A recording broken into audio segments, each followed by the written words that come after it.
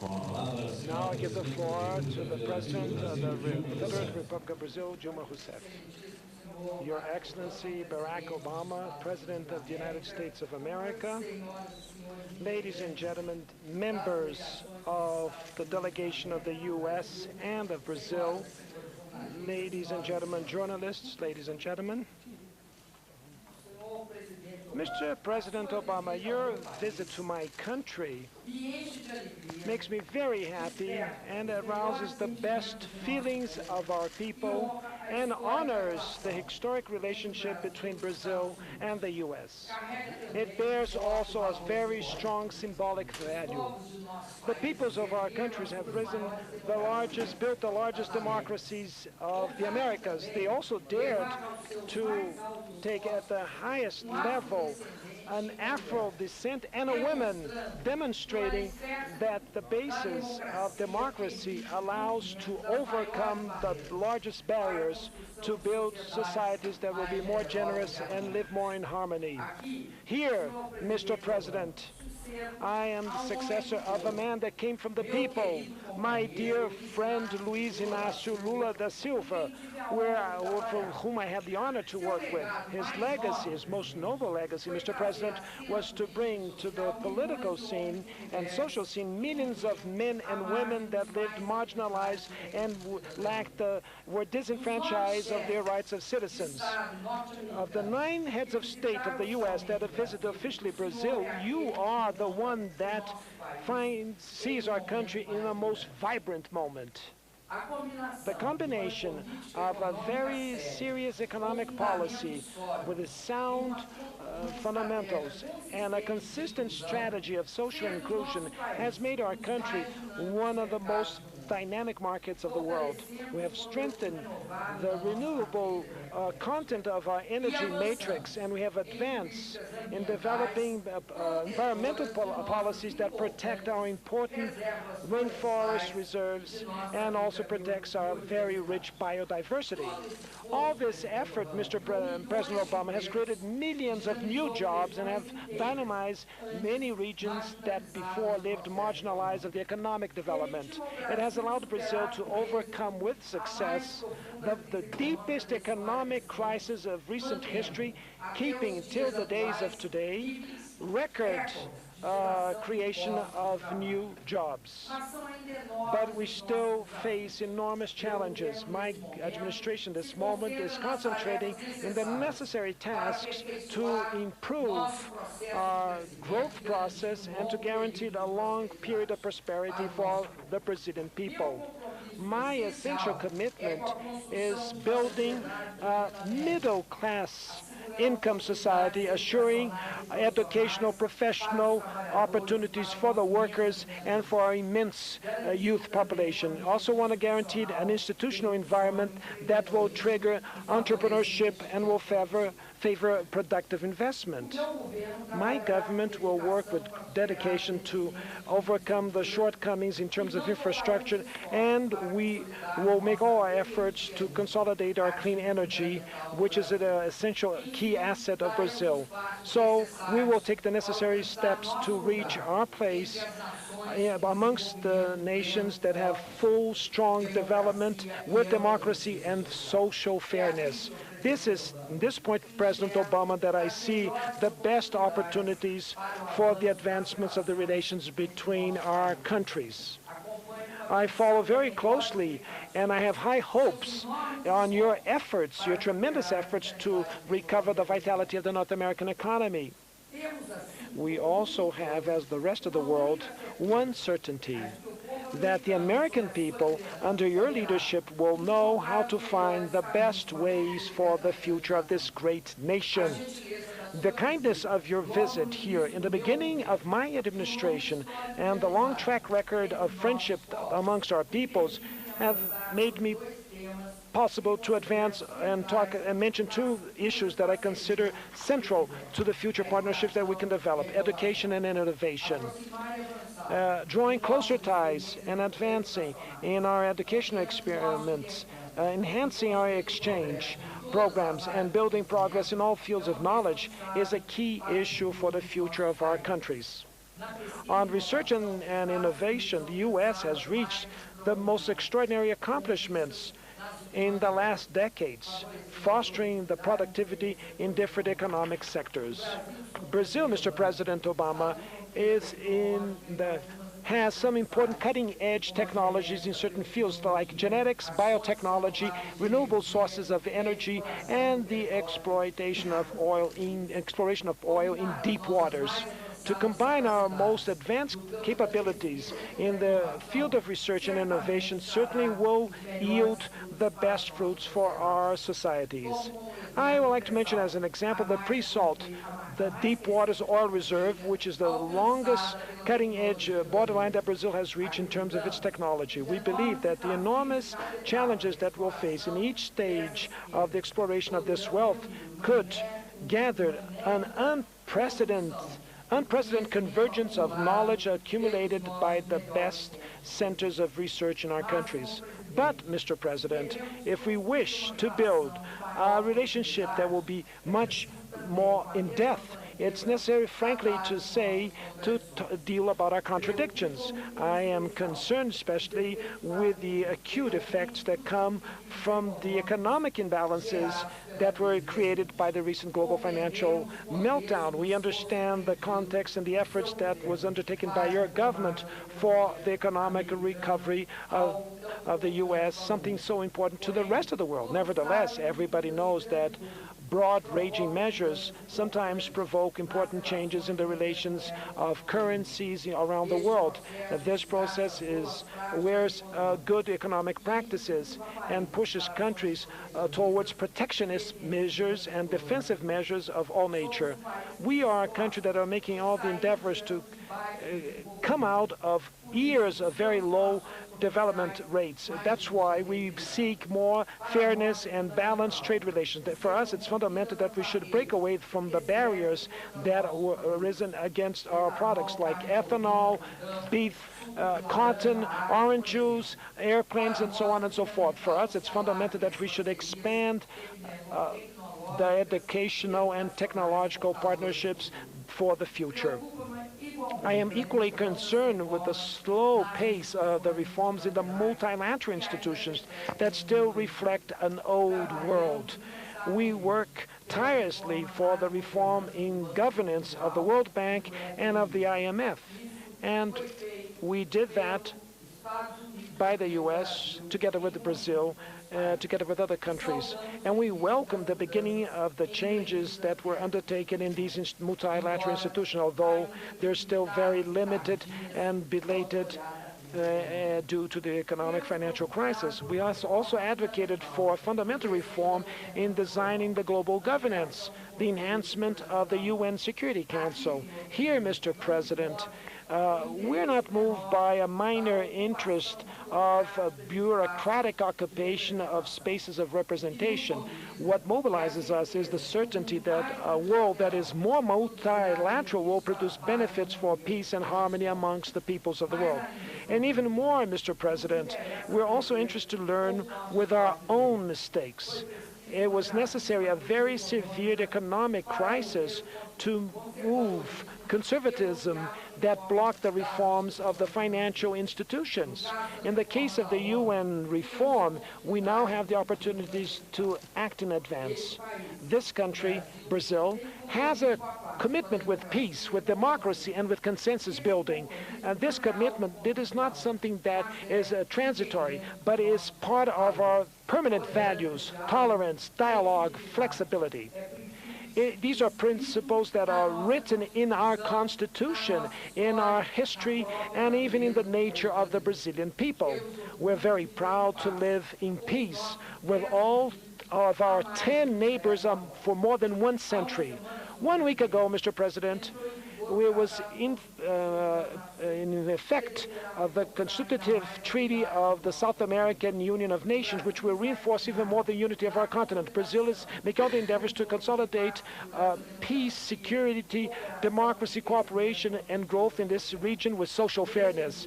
And within this environment is that we should develop the relations between Brazil and the U.S.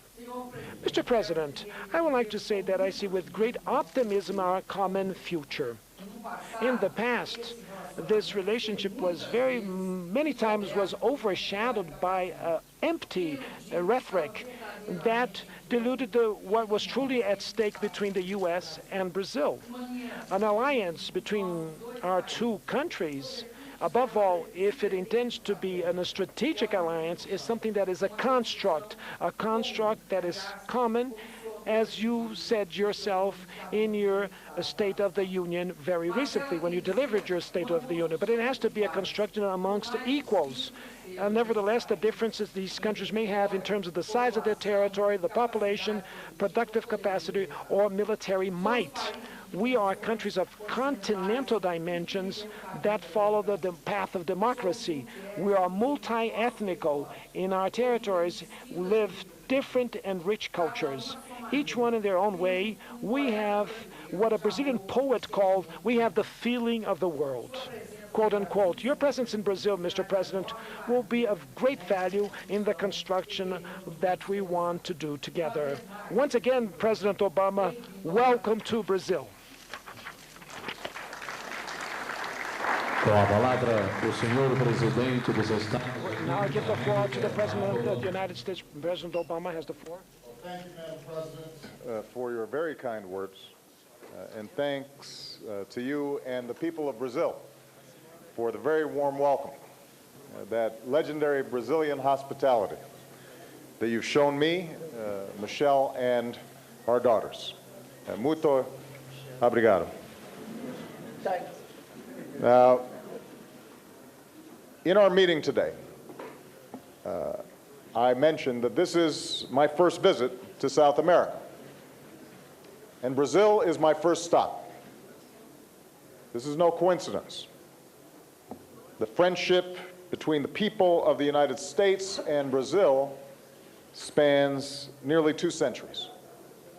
Our entrepreneurs and businesses innovate together. Our scientists and researchers are pioneering new vaccines. Our students and teachers explore new horizons. And every day, we're working to make our societies more inclusive and more just. Brazil's extraordinary rise, Madam President, has captured the attention of the world because of the sacrifices of people like President Rousseff. Brazil moved from dictatorship to democracy. As one of the world's fastest growing economies, Brazil has lifted tens of millions from poverty into a growing middle class. Today, the United States and Brazil are the hemisphere's 2 largest democracies and the 2 largest economies. Brazil is a regional leader promoting greater cooperation across the Americas. And increasingly, Brazil is a global leader, a world leader, going from a recipient of foreign aid to a donor nation, pointing the way to a world without nuclear weapons, and being in the forefront of global efforts to confront climate change. As President, I've pursued engagement based on mutual interest and mutual respect. And a key part of this engagement is forging deeper cooperation with 21st century centers of influence, including Brazil. Put simply, the United States doesn't simply recognize Brazil's rise. We support it enthusiastically.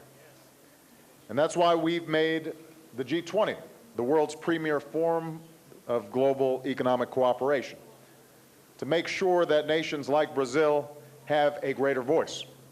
It's why we've worked to increase Brazil's vote and role at international financial institutions. And it is why I've come to Brazil today. President Rousseff and I both believe that this visit is a historic opportunity to put the United States and Brazil on a path towards even greater cooperation for decades to come. And today, we're starting to seize that opportunity. Madam President, I want to thank you for your strong personal commitment to strengthening the ties between our 2 nations. We're expanding trade and investment that create jobs in both our countries. Brazil is one of our largest trading partners, but there's still so much more that we can do. Later today, the President and I will be meeting with business leaders from our 2 countries to listen and find very concrete steps that we can take to expand our relationship economically. We'll be announcing a series of new agreements, including a new economic and financial dialogue to promote trade, streamline regulations, and expand collaborations in science and technology. And as Brazil prepares to host the World Cup and the Summer Olympics, which still hurts for me to say,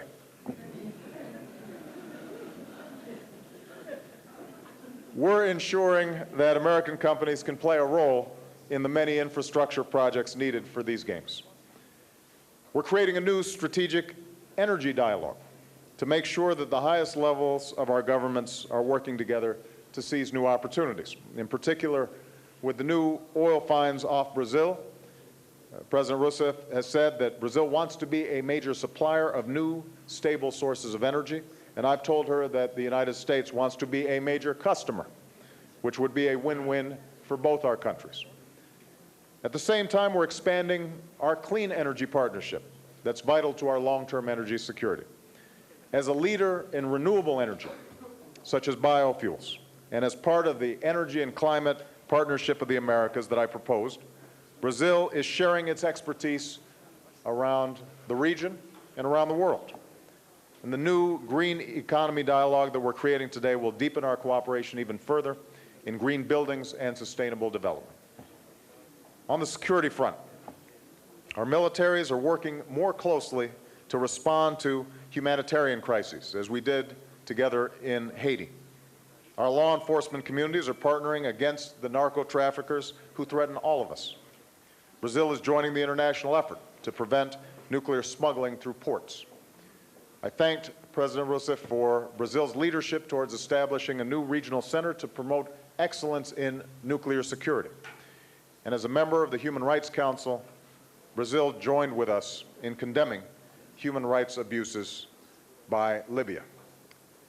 I want to briefly mention the situation in Libya because this is something that I've discussed with the President. Yesterday, the international community demanded an immediate ceasefire in Libya, including an end to all attacks against civilians. Today, Secretary Clinton joined an international coalition of our European and Arab partners in Paris to discuss how we will enforce UN Security Council Resolution 1973. Our consensus was strong, and our resolve is clear. The people of Libya must be protected, and in the absence of an immediate end to the violence against civilians, our coalition is prepared to act, and act with urgency. And I am briefing President Rousseff on the steps that we are taking. Finally, I'm especially pleased that the United States and Brazil are joining together to advance development and democratic governance beyond our hemisphere. Brazil is helping to lead the global initiative that I announced at the United Nations last year to promote open government and new technologies that empower citizens around the world. Today, we're launching new efforts to help other countries combat corruption and prevent child labor. And we're expanding our efforts to promote food security and agricultural development in Africa. I believe this is just the beginning of what our two countries can do together in the world. That's why the United States will continue our efforts to make sure that the new realities of the 21st century are reflected in international institutions, as Madam President mentioned, including the United Nations, where Brazil aspires to a seat on the Security Council. As I told President Rousseff, the United States is going to keep working with Brazil and other nations on reforms that make the Security Council more effective, more efficient, more representative, and advance our shared vision of a more secure and peaceful world. So, again, with today's progress, I believe we've laid the foundation for greater cooperation between the United States and Brazil for decades to come. I want to thank President Rousseff for her leadership, for making this progress possible. I have not known Madam President long, but I can tell in speaking to her the extraordinary passion she has for providing opportunity for all the people of Brazil, lifting everyone up. And that's a passion I share with respect to my citizens in the United States, my fellow citizens in the United States of America. So I am confident that given this shared spirit, this camaraderie that exists not only at our levels, but among our peoples, that we are going to continue to make progress for a long time to come. I'm very much looking forward to visiting Rio tomorrow and the opportunity to speak directly to the Brazilian people about what our countries can do together as global partners in the 21st century. So, thank you so much.